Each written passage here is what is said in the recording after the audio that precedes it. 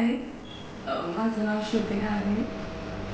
मी इथे लेझी करायला आलेली. बिफोर दॅट मला लिटरली ब्लर दिसायचं. लाईक मी जसं मॉर्निंगमध्ये उठायची तर मला काहीच नव्हतं. Literally I use to wear first specs in the run like. तर आय डिसाइडेड टू डू लेझिक.